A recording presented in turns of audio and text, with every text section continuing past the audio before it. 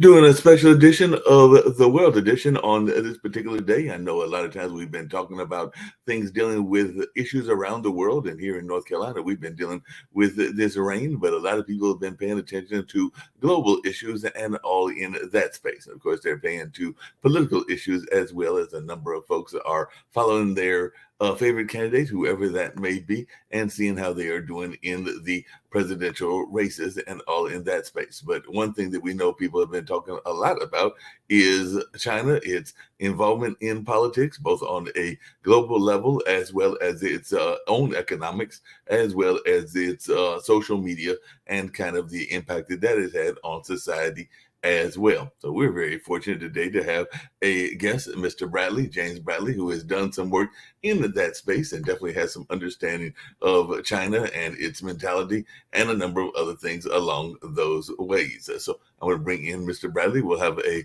conversation about some of the things that he's observed and maybe even his own thoughts about Mr. Blinken's recent trip that is taking place over there in China, and maybe which way we should be going in our direction with involvement with China, because China is definitely a world power. Of course, Russia has been ingrained in that battle in Ukraine. So some people may say that China is the second power behind the U.S. And some people may even argue that it is the major power. But that is something that I'll be curious to see what Mr. Bradley has to say and all along those lines. So I want to bring in Mr. Bradley and see some other things that he's got going on. He's actually coming to us from Saigon on this particular day and all in that kind of way. So, Mr. Bradley, I was glad you were able to arrange to make this appearance after I heard about you from RTIR and some of the other news services that are out there and all along those lines. So if you'll just share a little bit with our Pod TV audience about your own experiences in the world arena and how you got involved into it, and some of your thoughts around what I mentioned, which is China as a world power. Well, I'm glad to be here. I was born in Wisconsin many years ago. My father fought on Iwo Jima, and it was one of the guys who helped raise two flags on Iwo Jima. I went to school in Japan. I eventually wrote the book Flags of Our Fathers, which was produced into a movie by Steven Spielberg and Clint Eastwood. An actor played me in the movie. They didn't want me in the movie. I was too handsome. I'd unbalance everything. You know how it is, Jeff. And then I wrote 3 other books.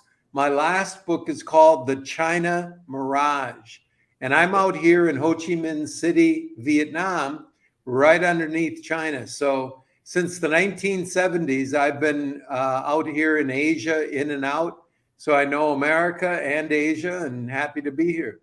Glad that you're here as well and all in that space. And yes, Mark is the name and actually produced for Jeff, which is what you saw earlier and everything, but that's no problem there either. But one of the things I was curious about is you mentioned the fact that you grew up in Wisconsin. And by the way, I went to Marquette, so I definitely know that Wisconsin lifestyle and everything. So that you always know that you were going to be involved in the diplomatic lane when you first got into adulthood, or is this something that came about later? And did you follow your father's footsteps in the sense of being in the military?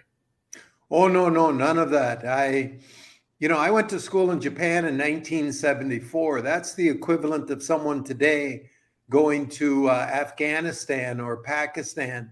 Japan was relatively unknown. I was a cheesehead. I thought I was going to China, old newsreels of China. I just went there. I went to the University of Notre Dame. They had a program in Japan, and I went to it. So it was accidental. It wasn't until decades later that my father died and we found his secret boxes about Iwo Jima. So that's a whole different story. Mm-hmm. But after going to school in Japan, I hitchhiked around the world when I was 21. By the time I was 23, I had been in 23 countries. So I've been traveling around the world quite a bit, and now it's a few years later. We won't hold the Notre Dame against you, because when I was at Marquette in the early 80s, that was definitely one of our arch rivals and all along those lines, because I was there when Doc Rivers was there, and definitely Notre Dame and Marquette have always had that rich Jesuit history and all in that space. So we won't hold that against you. The fact I have long felt sorry for you Marquette guys. Yes, I'm sure you probably think that Notre Dame was the better one and everything. What is your thoughts about this particular trip and all along those lines? Because I know that a lot of people, and I kind of alluded to it, have thought that China is exerting its power as a global power, and we know that sometimes we hear about old colonialism, and some people might even argue that that is what China is doing, the way that it is, investing in places both in the U.S. as well as around the world. Africa comes to mind, but Asia comes to mind as well. But what are your thoughts about the Chinese intentions, for lack of a better term? Well, the Chinese intentions, let's just measure it by world popularity. Mm-hmm. I mean, if someone is voted most popular in high school, they must be popular. And Yeah. you might not like that person, but a lot of people do. If you look at the world right now, they're turning towards Beijing. They're turning away from Washington. They're turning away from the dollar. They're turning away from the US military. And they're turning towards Beijing, the BRICS, the Silk Road. People are signing up for this, and it's not getting enough coverage in the United States. You know, Biden goes to a meeting and 7 guys show up. Putin calls a meeting and 97 countries come. So the tectonic plates are shifting. And in terms of Blinken's trip to China, the US press said that he was going to China to help repair US-China relations. I'm sorry to report to the Americans that Blinken went to the wrong country. You know, you've got to buy him some GPS or maps. If he wanted to repair US-China relations, he should have gone to the United States. He should have gone to TV studios in New York and Washington. The problem is in the American mind. When Blinken came to Beijing, the Chinese said, hey, all this war over Taiwan, Taiwan's part of China. You guys agreed to this 52 years ago with Henry Kissinger and Nixon. Kissinger's 100 years old. It's been your policy since the 1970s. But if you watch CNN or MSNBC, you get the idea that Taiwan's a separate country. No, Taiwan's part of China, like Wisconsin's part of the United States. So Blinken, your idiotic press is misleading America. We want you to get in front of the microphone and just restate American policy. So Blinken goes out and says, Taiwan is part of China. And listen to this. Senator Marshall Blackburn says, Blinken flew to communist China to appease Xi and state that the Biden administration does not support Taiwan's independence. When is this administration going to stand up to bullies and stand up for freedom? I mean, this is ridiculous. Blinken was only saying what American policy is, but this shows you how Americans are being misinformed. They're being told Taiwan is a separate country, which it is not. It is part of China, and we have acknowledged that for 52 years.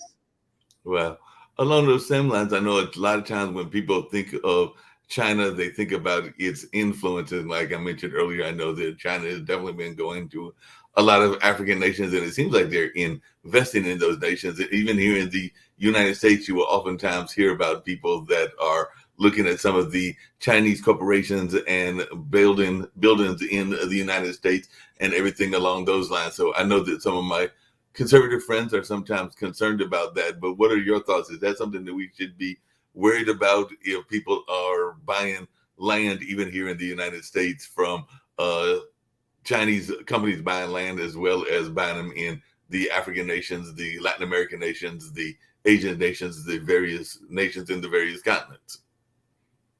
That's completely up to America. America has its own laws. They can encourage foreign investments. They can, if American laws encourage you to buy land in America and you're getting rich, why wouldn't you buy land in America? Right. I mean, America can take care of its own border. They can, I don't get that one. If I'm a billionaire and I want to buy a farm in the United States and it's legal, what's wrong with that? Yeah. Yeah, that makes sense. And that's what a lot of folks need to be doing. And like I said, I know that some folks have been feeling that China is exerting undue influences on other countries. But I'm kind of like you. I'm like, if you are a developing nation and you have a resource, whether that is lithium, as is the case in some African nations, or whether that's oil, because I actually know somebody from Uganda that has her own oil company and everything, and the folks in China want to buy your merchandise, then it seems logical that you would want to sell to those that want to buy whatever you are selling, whatever that product may be, particularly since you may be a developing nation. Mm-hmm. But let's make it real simple. Let's take Africa. Let's take Africa over, let's say, the last 30 years. America's approach to Africa has been to go into the government and say, don't you have some terrorists somewhere out there in the bush? What you need is an American base. You need American drones. You need military guys. And we're going to build a base, and you're going to buy arms from America, and we're going to militarize this. And our outreach to America has been mostly militaristic through AFRICOM. The way China did it is, China, you want to go to Africa, and I mean, go ahead. And Chinese walked over to Africa and said to the Africans, what do you need? Shirts, bras, tennis shoes, sunglasses, cell phones. What do you need?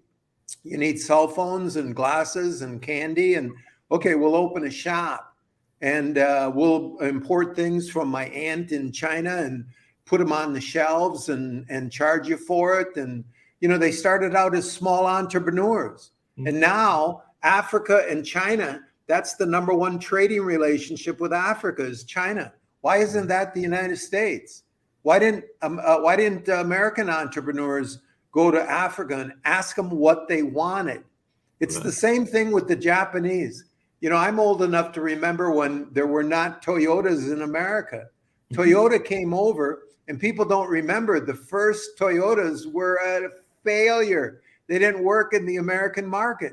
So Toyota did interviews with America. What don't you like about Toyotas? What do you like? What would you like improved? They went back to Japan. They improved the product. Let's try again. That didn't work. 3 years of failure. Okay, how about this? How about that? And finally, they made a car good for the American market, trial by error. How come we're not selling cars in Japan? How come we're not selling cars in Munich and all over Africa like the Chinese are?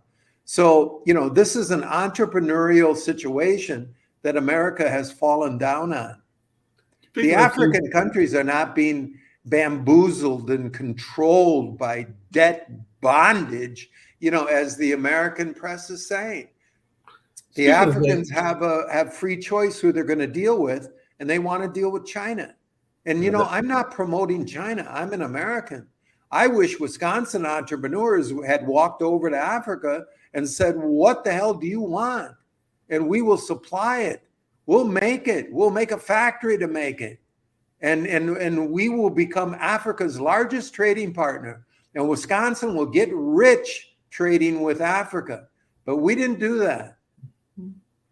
Yep. Along those same lines, I was just wondering, because one of the other complaints that I've heard people make, and it's not one that I necessarily agree with, but sometimes people will say that we open ourselves up too much in terms of our education to Chinese population, everything. Because one of the complaints that I've heard, once again, from some of my conservative friends is that why should a Chinese student get a benefit to come and get educated in America, because we supposedly have the better education system, and then get that degree and then go back to his own country and develop it there when he got the degree from here. Because I've heard that complaint, because apparently there are some loans, and I know that there are loans for different people from different parts of the world. But I'm just wondering, as one that went through education yourself in a foreign area and everything. What is your answer to those that make that complaint? And by the way, I have a neighbor that's actually upstairs. I live in an apartment complex, and he's actually a Chinese medical student because I actually don't live that far from Duke University. But what is your complaint when you hear people that make that complaint that, that it's that old narrative of they come over here, they get the education, then they go back home? Jeff, it's just you hang around with too many people from Marquette. I think that's the problem here, And I knew you were Jeff, but I'm sitting here with no glasses, and the name Mark is right on. So that's it. It's actually Mark. Jeff is the guy. It's right on your screen. So but Jeff, I don't know. All these complaining Americans, do something about it. Cut the educational ties. I don't know. Go up to New England. Those headmasters up there are on airplanes to Japan, Korea, and Beijing all the time, recruiting extremely wealthy families, and they're making a fortune. So you don't like that? Cut it off. You're an American, change the laws. You don't want to open American universities to foreigners? Change the laws. No one's doing anything illegal. I'm rich. I live in Shanghai, let's say. I'm Chinese. I want my kid to go to Oxford or Harvard, and I pay for it. It's an open system. I don't know what to say. It isn't like the Chinese, Koreans, or Japanese are bribing people to come to the American universities. They're wide open and they're doing what's legal. Now that makes a lot of sense.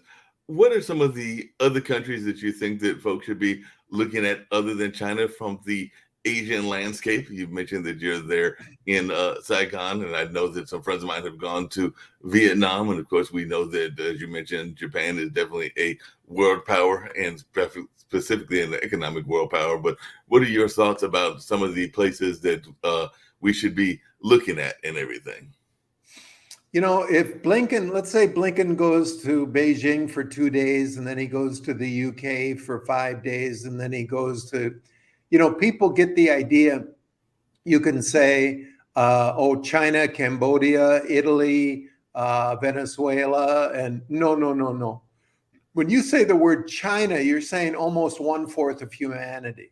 Okay. You're talking about the civilization that has been the number one most powerful force in the world for most of world history. And Americans, got to get their heads screwed on. What we need is more Americans going over to China. Jeff, where are you? What city are you in? Durham, North Carolina, where Duke is. I'm literally right around the corner from Duke University. So there's homeless around you, right? Mm-hmm. Yes, definitely.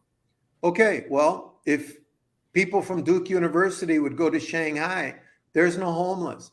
I'm in Ho Chi Minh City, Saigon, Vietnam. And people, you're in like a up and coming poor country. No, I'm not. San Francisco's a poor country. They got people living below the poverty line on the street, defecating on the street. I'm in Saigon. You come out with me. You can't find anybody living on the street in this city. There's 5 million people here. There's nobody living on the street. Women are not afraid of walking around here at 10, 11 at night. What would they be afraid of? They can't imagine it. Look at the American cities. America's got to get their stuff together, withdraw the military. We've got 1,000 bases around the world, and we're spending money. We're talking about war with China. The military generals are at the Council of Foreign Relations talking about, it looks like war might be coming. It's ridiculous. Taiwan's part of China. 50% of the Taiwanese want to reunite with China. If the American military withdrew from this region, they would reunite. My daughter lives in Taipei. Repeat, my daughter lives in Taipei. She has no concern about China and Taiwan reuniting. They're almost reunited now. There's so much business being done. I said, what would happen when China reunites with Taiwan? She said, maybe my driver's license would change color, but I'd be in the same apartment with the same clients. I'd take the same subways, and, not much would change. So the General Eisenhower was right in 1961 when he said America's biggest problem is the military industrial complex, and they are propagandizing America into war. I'm out here in Asia. We don't have homeless. We don't talk about war out here. No one's fearing China. There's this Chinese aggressiveness is a China mirage. That's my last book. The China mirage lives in the American mind. The problem between the US and China is not out here in Asia. It's in Washington. Yeah, I can definitely believe that. What do you say to folks that are also trying to paint China as another version of the boogeyman, if I can use that term, and everything because of its influence on social media? Because a lot of times they will look at TikTok, which is definitely a Chinese-run company, and try to paint that as part of the negative influence of the Chinese business model and everything, because of the fact that that is a major player. I mean, of course, we've got major players too, like Facebook. But what is your thoughts? And do you ever hear people make that conversation as well? And I've got another one about spirituality, because that's another one that I hear sometimes. And they're not all Marquette people. Sometimes they're Duke and Central and other folks as well. So I have to teach you back about that. But the crazy ones are from Marquette, right? That you would admit that. I don't know. I mean, these poor Americans, they have no ability to write their own laws. I mean, Google was, worming its way into China, trying to do these psyops, and China cut off Google. America has the right to cut off anybody they want. But if Americans think that they are not being manipulated and data mined by American companies, I mean, you really think Facebook is a private company that Mark Zuckerberg made up in his Harvard dorm? 2 days before Facebook opened, DARPA, a division of the Defense Department, shut down its own Facebook. And then all of a sudden, Mark Zuckerberg, I mean, come on. The internet was designed and invented by the Defense Department. Every American is being psyoped and data mined and spied on by all these American apps. So, I would, if I was an American, I'd start with those, outlaw Facebook.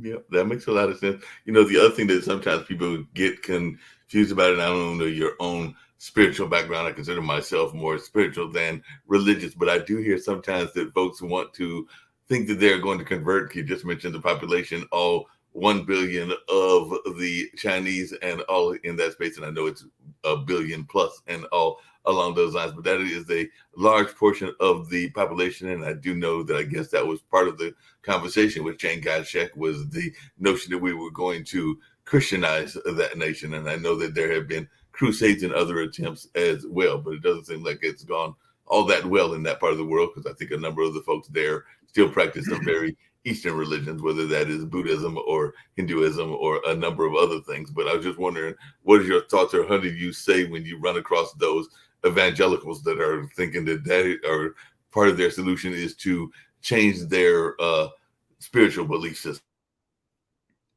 That's again the China mirage. That's in America. Those people are in America imagining things in their head. I mean, I don't know, come to Vietnam, you want to talk about Christianity or anything you want to talk about, go ahead. But this society is predominantly Buddhist. There's you can be Christian, you can go to church this morning. The Notre Dame is I can see it right over here, Notre Dame Cathedral. They have beautiful services. I mean, come to church if you want. But the idea that you're going to convert the Chinese or Asian population to a Western religion majority, I mean, that's just a mirage. Yeah, I would definitely agree with you on that and everything. We have a show, and the gentleman is actually originally, he lives in Canada now, but he was originally born in Ukraine, and definitely is not a supporter, and I don't blame him, because I'm not a supporter either of Putin and that invasion and everything. But sometimes folks will be frustrated at China or India because apparently they are not being as vocal as they would like them to be in supporting the Ukrainians. So I was just wondering, as you are traveling around the Asian countries, what your thoughts are about that, because I do know that there are folks that are supporting Ukraine and are wanting those nations that have not been as vocal, namely China and India, to be more vocal in their non-support of the Putin invasion. Well, the only place that Ukraine is really big and powerful is in the United States media. If you go to Europe and look on the ground, like look at the real videos, the real reports, Ukraine is not much of a country with hardly any army. The main business there is corruption. They just caught the chief judge stuffing millions of dollars in pickle jars. So, Ukraine is a huge issue in the United States, but out here we can see more clearly that there's almost not going to be a Ukraine in a few months. Yeah, I can definitely see that.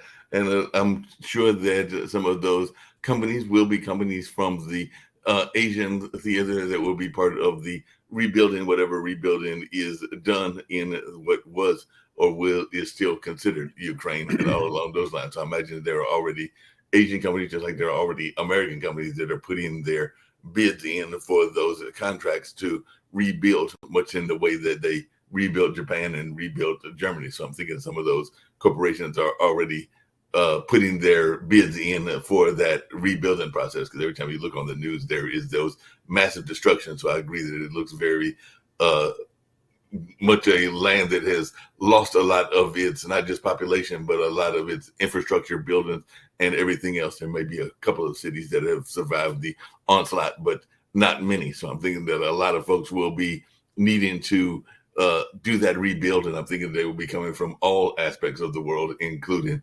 China. Would you agree with that? That there will be some Chinese engineers and others that will be trying to look at the rebuilding efforts? Yeah, the big story in the world, I'd ask, it's hard to do this without a map, but What? if Americans, not the people from Marquette, but the other people, if they could imagine, like Alaska down to Mexico, that chunk of land, it looks like this. Now imagine what is called the Great Island by strategists. Go from England to Japan. Go from Shanghai to Paris. Go from Beijing down to India, Iran, Kazakhstan, all the stands. So that huge chunk of land, which includes China and Russia and India and Iran, that is called the Great Island. It's the largest landmass in the world. And this is what we're talking about. What China and Russia have said is, let's build a Great Silk Road. Let's connect this all with railways and internet and communications and air hubs and whatever. And we will unite this great island, Kazakhstan, Iran, Turkey, visualize the great island. Well, if you get a PhD in global studies out of Princeton and you become a neocon and you serve the Obama or Blinken administrations, you learn that you've got to interrupt that great island. You cannot allow progress. So you invade Afghanistan to try to split the great island in two. Take a look at a map. So you spend 20 years trying to split the great island so that China and Russia can't knit it together. Oh, got kicked out of Afghanistan. Then let's do this. Let's go in the South China Sea on one side and then Ukraine on the other side. We're fighting for the great island. We're fighting on the outside of it. So that's where America is spending trillions of dollars over decades trying to interrupt the progress of humanity on the great island. If we'd leave it alone, we could network our own continent. There should be super trains going from New York to Los Angeles in a few hours. You should be able to get from Miami to Seattle, boom, 300 Ks a minute. I mean, let's go. Our airline industry is just dilapidated. I'm scared of flying into JFK again. What a mess. There's people living in American streets. We have the opportunity to network and mine our own great country and become extremely successful, but we're not doing it. We're fussing around with other people and we're going to lose. We're going to spend trillions of dollars trying to interrupt the Great Island. But someday, Russia, China, Iran, India, that's billions of people. They're going to put that Great Island together. And America, instead of number one, is going to be number 4 or 5. I hate to say it, but we have the opportunity. Where's that super train going from Washington to Miami? Boom! Get on it. You know, I went Shanghai to Beijing, and the stewardess gave me a cup of tea. I'm on a train, and the tea was flat. It didn't even, didn't even jiggle. I couldn't even see like a little tiny wave. This is a true story. Boom! I'm going 300 Ks an hour. I flew to New York 2 weeks later. I had to give a speech in Boston. I took Amtrak. It was derailed. I was out on I-95 hitchhiking with a bunch of executives with briefcases. Wow. And Amtrak, when you go on it, click, click, click, click, click, click, click, click, click, click, click. You can't even write on your, it's 19th century. Let's go, folks. Go to Shanghai, then go to Chicago. Let's look like Shanghai. Go to Hiroshima. We bombed it flat. That's a modern hot city, Go to Los Angeles. It's falling apart. There's 60,000 homeless in Los Angeles living under bridges. We got to do something about it. There's no homeless out here in Vietnam. It's possible. Yeah, it sounds like it's very possible. And as you were talking, I was thinking about how many people want the infrastructure, and that's one of the things that people oftentimes talk about is a better infrastructure, including rail and including higher speeds and all of that. And it seems to me that a lot of countries, particularly those in the Asian nations, but even some of the European nations, have done a better job of getting those systems going. But my understanding, and it comes down to that notion of politics, is that sometimes there are forces that have their own selfish reasons, and I don't even understand all of the reasons. But I know here in Durham there has been talk of having light rail, and I think Charlotte does have light rail, but Durham is being halted because of the forces at Duke, because I guess they're not getting enough money, or maybe they want their people to drive in. I'm not sure what their reasoning is, but they are a major force for stopping that light rail from happening and everything that you are envisioning. So that would be light rail from Durham to maybe Durham to Charlotte. Jeff, where are the demonstrations in Duke against the $200 billion we just gave to Ukraine? Good point. My point is not light rail and homelessness and LA to all these little ideas. My point is America has got to look at its budget. People say, well, James, yeah, you're focused on the military. No, I'm not. Look at the US budget. Our number one expense is the military. Everybody listening, that's what you agree. Well, you're paying your taxes. You're saying yes to that system. You're saying I'm an American, and the number one thing I need to do is hand most of my tax money over to the generals and the admirals. I'm an American. Forget this democracy, freedom stuff. What you are supporting, number one, is the military. So let me tell you a story. I wrote a lot about World War II. Right. In World War II, we had 7 5-star admirals and generals running 12 million men. Got it? 7 bosses, 12 million around the world, and we won. Now we lose every war we get into. We have 54 bosses, generals and admirals, running about 1 million men. Can you see the problem? Yeah. Folks, you're dishing out huge amounts of money to an inefficient situation. Pull back. RFK says, let's pull back those 1,000 bases around the world. Folks, how come if you have 1,000 bases around the world, by the way, no one knows the number. So you might say Bradley's wrong, 750. No, it's 802. No, it's 916. Nobody knows the number because many are secret. Mm-hmm. But folks, if these 1,000 bases around the world, if we have so many bases around the world, how come you're not seeing programs day after day about them? Completely secret, kept from you. Right. They learned in the 1960s, don't put the military on the screen because people will get upset.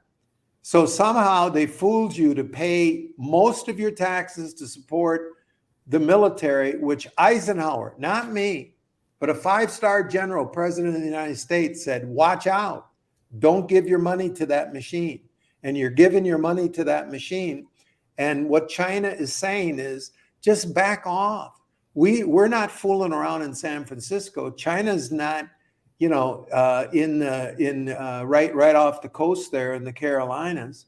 What are you doing out here with all your ships and all your surveillance and your nuclear weapons? Let's calm down. Let's do trade. We're talking peace out here in Asia. The only time we hear war is when it's coming from America. Well, and what would you say? You kind of alluded to it earlier, to the media's role in that, because you did mention, and I do remember that famous shooting of the gentleman in the Vietnam War, that everybody saw that image, and it definitely fueled some of the anti-war conversation and all in that space and all in that kind of way. But I don't see as much of that in the media as it used to be in my mind and everything. So do you think that the media is somewhat being complacent in their non-coverage of what is going on in the military? The media is not complacent. The media is owned by that machine. Mm-hmm. The media is doing its job. It's serving that machine. It's not talking about the realities of war. It's not showing the seamier sides. You know, I'm out here in Asia. How many admirals got fired out of the U.S. Navy for a huge bribery and sex scandal out here? Look it up. Just type in admirals, sex bribery scandal, Asia. But Americans don't know about it. Americans are unaware of the 1,000 bases encircling the world. How, you know, to people watching this, how many times has NBC, ABC, CNN shown you maps of all the bases we have choking China? Mm-hmm. Look at the documentary, The Coming War with China by John Pilger. I am in it. The Coming War with China, John Pilger. It's on the internet. And he'll show you the maps of the billions of dollars you're spending to choke China. But Americans are unaware of it. The media is not a separate entity. It is part of the machine.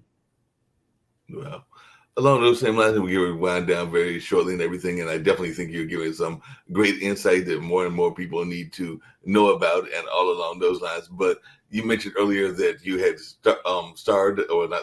written that book about your father, and that you should have been the star, but they didn't handle your charm and everything else along those lines. A lot of things, Jeff. There was a charm, good looks. Yep. Yeah. But that being said, I don't know if your dad's still living, but if he is, what would he think about what is going on now, and what would his reaction be to your involvement in these spaces and everything? Because it does sound like you are definitely very eloquent in your case against what is going on and all in that space. But what would your dad's reaction be, or did he start having similar kind of views when he was living, or maybe he's even still living and all in that space? Oh, no. My father fought for American freedom. He didn't fight for military dominance. My dad fought for democracy. I want democracy. I don't want, military control of the media. I don't want the censorship that's going on in the United States. I don't want the one-party control that's going on in the United States. I don't want political prisoners in the United States. I want freedom and democracy, everything my father fought for. I grew up in my father's America. It was a wonderful America. We didn't have the word homeless. Mm-hmm. America's richer now than it was when I was born. When I was born, we didn't have homeless. Something's going on, folks. Open your eyes. It's possible to have a country as big as China and small as Vietnam with zero homelessness. No. Why do you, America, have homeless? Look at it. Stop looking out at the problems around the world, and telling Moscow and Beijing what to do. They're going to do what they want to do. Tell Chicago and Los Angeles and Miami what to do. And that's clean up their act. I'm an American and I want my father's America. Yeah, that makes a lot of sense. You mentioned political prisoners, and sometimes people don't want to believe that they exist, but I do know that they exist because I know that there are members of MOVE, members of the Black Panthers, members of AIM, and a number of other organizations that are sitting in prison because of their political stances and all along those lines. But sometimes we like to think that that's something that happens over there and doesn't happen over here. So I just wondered, at what point did you realize that we had political prisoners here in the United States? And like I said, I just named a few organizations. I'm sure I could think of others as well and everything. But at what point in your life did you realize that there was such a thing as political prisoners in the United States? Well, we could get into it, but there are political prisoners in the United States. And, I'm a guy of the 60s and 70s. And I mean, let's have open debate. It's not going to break your head. I mean, we're censoring each other, and there's hate speech, and you can't say this and you can say that. And screw all that. Let's say what we want. We're a family. We're America. We're the democracy is supposed to be strong enough that anybody can say anything. Why is RFK being censored on the Democratic side? Why is Trump being censored on the Republican side? Let them get on stage.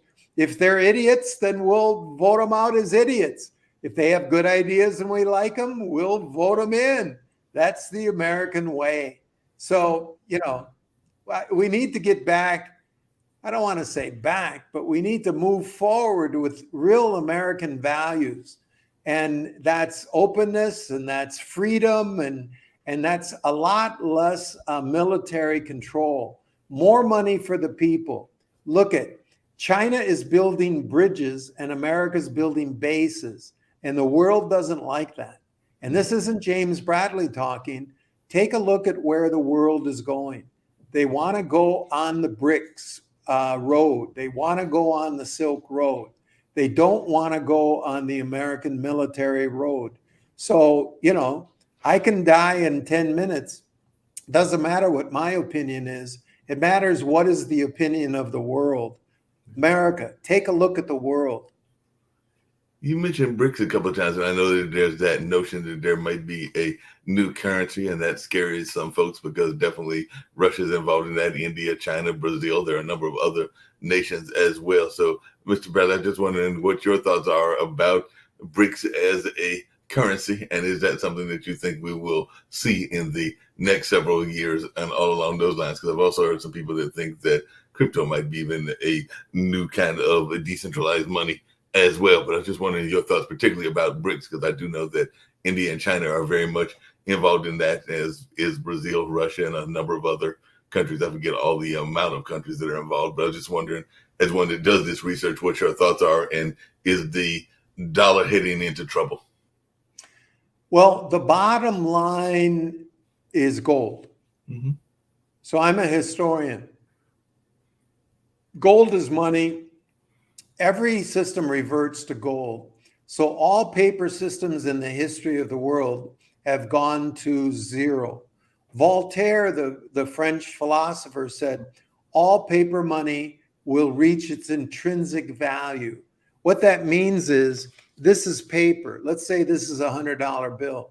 The value of this paper is zero. The value of the $100 bill, if you take it, out into the jungle and it has zero value. It's a con game. It's the confidence we have in the US dollar. So the bottom line is gold. Yes, we are going to see currencies that are going to be backed up by gold. And whether it's BRICS or the Fed does it or how it's going to happen, no one's calling me and telling me that. Okay. But if you want to get out of the paper system, and if you want to be in the future system, look to the past and go to gold. Yeah. Because that's what they're going to do. They're going to, they'll say this is the new system, this piece of paper, but it's going to be backed up by gold. Yep, that makes a lot of sense. You also alluded to earlier the notion of one party, and I do kind of agree with you that in a lot of ways, while there may be some differences with one party being maybe leaning more toward social issues and the other one leaning more toward fiscal issues and everything, I do think that there is a lot of lobby control and a lot of similarities between the Republicans and Democrats. I know that one of our fellow panelists that used to be the Comptroller General for both the Bush and I think the Obama administrations, if I remember correctly, but David Day Walker has been talking about this no label party and all in that space. So I just wondered, do you think that that is feasible as a world student? And do you think that we will get away from what a lot of people are saying is basically the same party, even if it might have different names and all in that space? So do you think we will get to a feasible third party, or are we going to be stuck with, like, as you mentioned earlier, Trump running against Biden this time around and all in that space, and maybe not enough of our youth voices being heard? So what is your thoughts as to the viability of a third party? That's above my pay grade. Third parties haven't worked in America. It's a uniparty. It's a kabuki show. And Americans are, being fooled that they have a choice. The choice is, the Democratic Party and the Republican Party, those are private corporations. People think, well, those are the arm of the government has nothing to say about the Republican and Democratic. They make their own rules. They have their own funding. They're both owned by corporations, and it's a kabuki show. So, good luck. Look at folks. Don't take my opinion. How is it working? How's the system working? Go to Shanghai, smell the streets. Go to Chicago, smell the streets. Get on a train, get on an airplane in various countries. Take a look, open your eyes. How is your system working? Something's broken. The world's largest meritocracy is the Chinese Communist Party. There's 90 million it's very difficult to get into the Communist Party. You got to be educated and qualified. And then to get to the top, you've got to run a neighborhood. Then you got to run a community. Then you got to run a city. Then you got to run by the time they get halfway up the ladder, they're running organizations bigger than Microsoft. Right. These guys running China, they're PhD economists and engineers and mathematicians and, highly educated. We have bartenders in the House of Representatives. Joe Biden never had a job. He couldn't talk about the physics of building bridges or trains or whatever. We need to take a look, open our eyes at the condition of America and what is happening in China and other countries, and get back to the American way. We had a gold-backed currency. We had a lot of engineers. We had a lot of factories. We were the leader of the world in terms of freedom and in terms of productivity.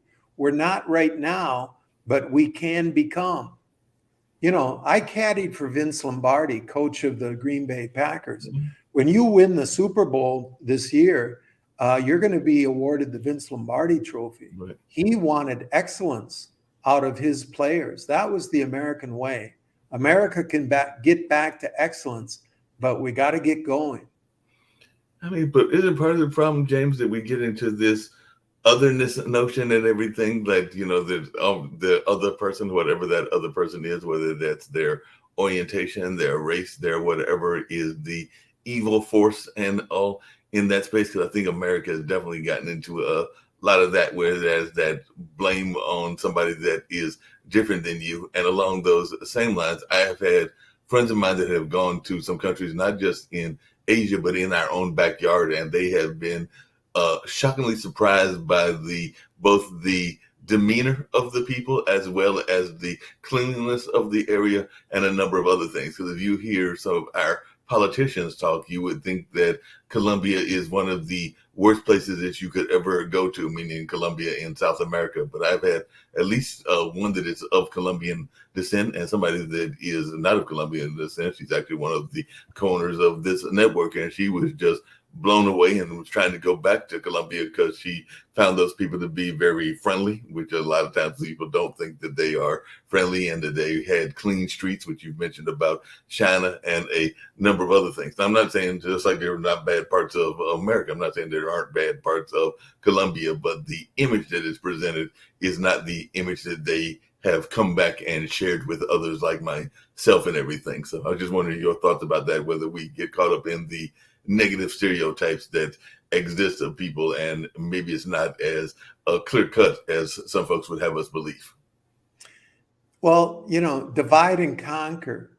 If you want to rule, you divide and conquer. Mm-hmm. So there's a reason that there's two parties and not seven. So I'm a Democrat. I hate the Republicans. I'm a Republican. I hate the Democrats. Divide and conquer. I'm white and there's black, and I'm up and I'm down, and there's male versus female, and there's rich versus poor. And there's all these divisions in American society. And as long as the people are at each other's throats, divide and conquer, the conquerors can conquer because we're divided. We've got to come together. We've got to decide on one America and get it done. It's difficult to do because we got so rich. It's easier when you're poor, trying to claw your way out of poverty. When America was a poor country on the, hugging the East Coast of America, we were cash poor. We were an entrepreneurial country. Then after World War II, we got fantastically rich. And I have to say, my generation got kind of rich and fat and lazy. And we're looking to the past. We're thinking we're going to be number one all the time. But that's changing. I've been talking about this for about 20 years, how America's got to look and see that Asia is rising. People didn't listen to me 20 years ago. And if they're not listening to me now, then just, sit back, watch your 3 and 2 car garages collapse, watch your lifestyles collapse, watch the dollar go down 40% and wonder what's happening. Or you can wake up and start listening to people like Jeff. Yeah.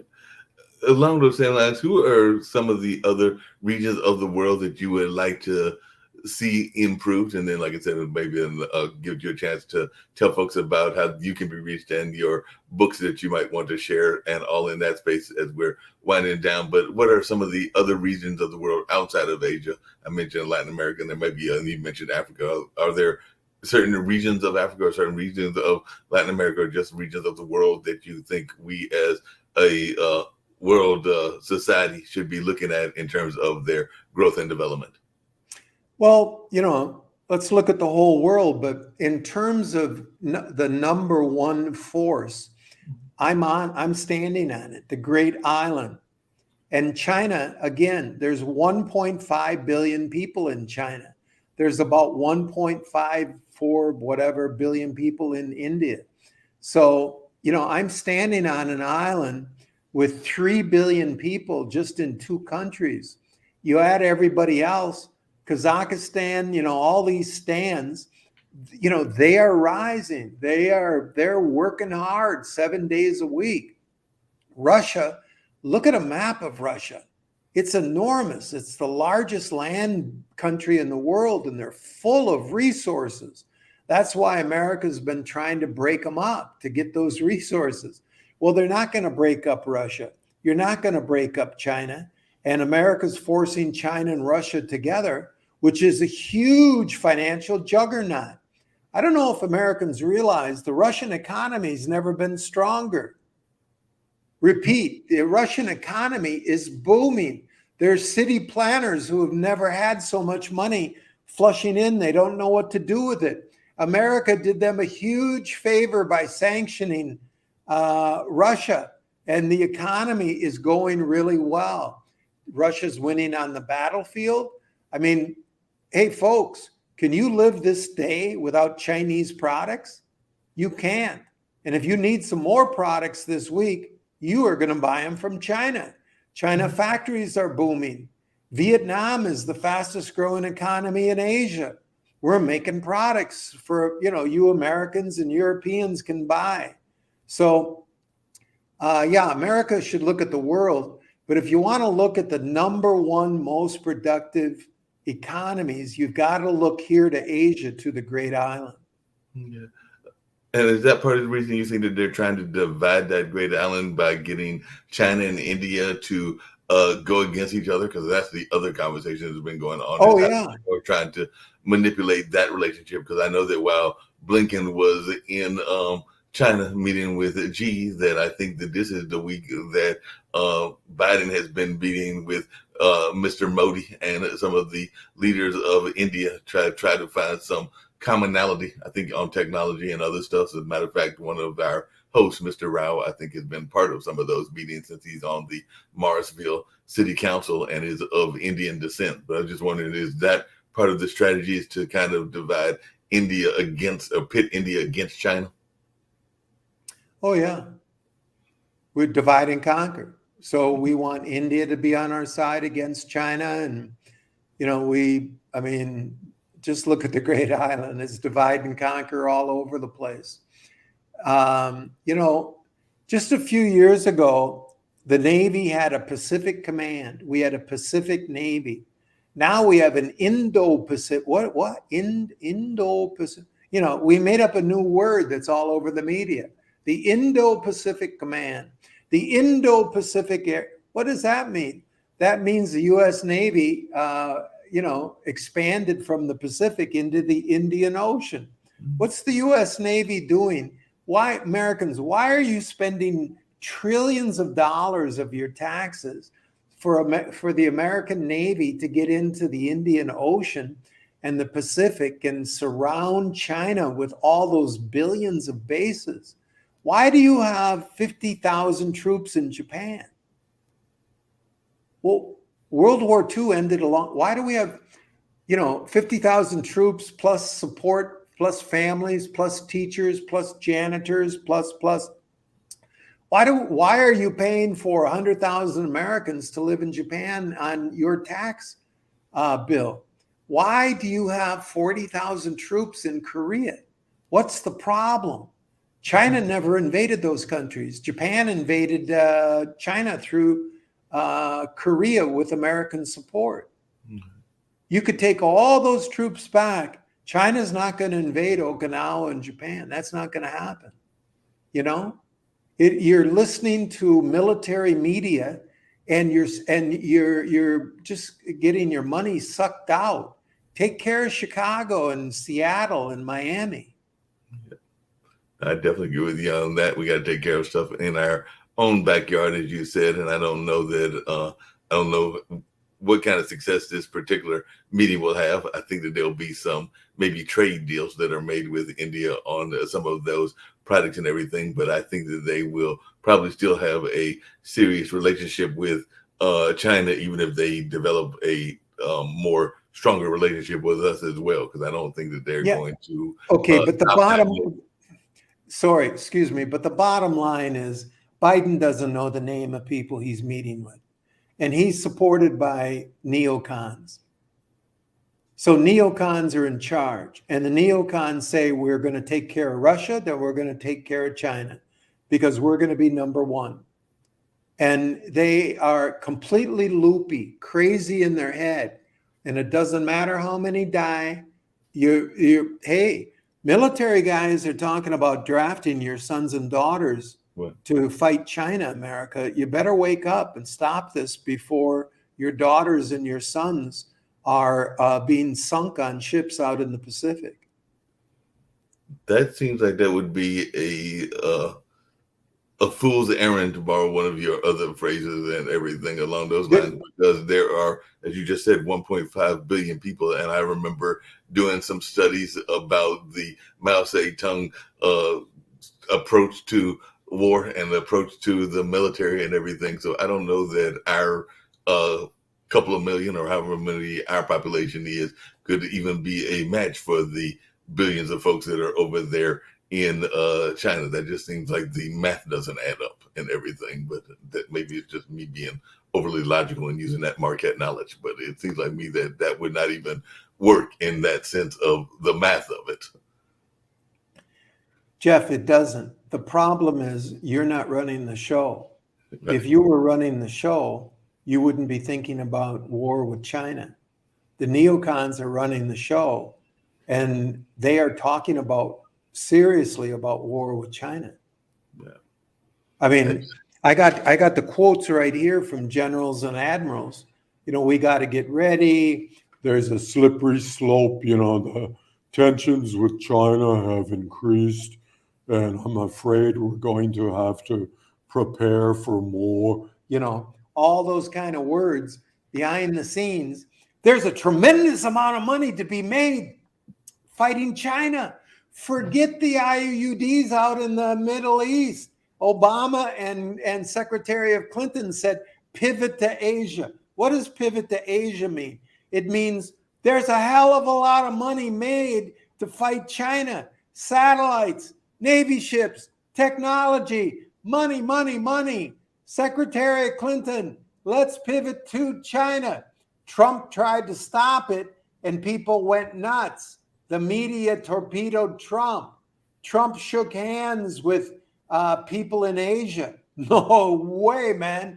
We want war. Let's get Biden back in, and we'll get the Obama war machine going, and we'll get the Secretary Clinton machine going, and we'll get the Democratic war machine back up here. We'll crank that puppy up. So that's what it's all about. And if Jeff was in charge, we wouldn't be talking this nonsense. But we are talking nonsense right now. It sounds like it a lot. Well, this has been a very enriching conversation. Definitely, I hope that folks have learned a lot, and definitely, I know we'll be airing it several times during the course of the weeks and months and everything. And hopefully, you can come back on. I know that there's that time difference and all into that space, but I have definitely enjoyed our conversation. But if you want to tell folks how you can be reached and any thoughts that you have about any products or books that you want to let folks know about, and if there is any final message that you want to give to our audience, now is the time to do that as well. But I have thoroughly enjoyed our conversation. I know it's early morning, I think early Sundays there and everything, but definitely I've enjoyed our conversation, and I hope that you'll get a chance to come back and share more of your wisdom and knowledge that you have gained over these years of working with various folks, including your dad, as well as others in the Chinese culture. But definitely, if you can tell folks how they can reach you, and anything that you want to let folks know about how they can get the books that you alluded to, and any last message that you have just in general that you want to share with the world. Well, I don't know about wisdom. I am from Wisconsin, so I doubt I gained any wisdom, Jeff. But I want to sincerely say that I'm so happy you have overcome all the impediments that you were thrown in your way at Marquette. And it was nice talking to you. I'm James Bradley. I'm author of Flags of Our Fathers and The China Mirage. And I can be reached at jamesbradley.com. jamesbradley.com. And Jeff, it was great talking to you. It was good talking to you as well. And we're getting ready to get on out of here. And I, like I said, hope to have you come back on in the not too distant future. But I think you gave a lot of insights, and hopefully folks are listening to those insights and will enjoy the conversation. But right now we're getting ready to get on out of here. And I'll be sharing parts of these excerpts with some of our news folks, including some of our panelists, and they may have some thoughts as well. So who knows, they might even be emailing you. But I've definitely enjoyed our conversation and hope to have you come back in the not too distant future. On Wisconsin. On Wisconsin.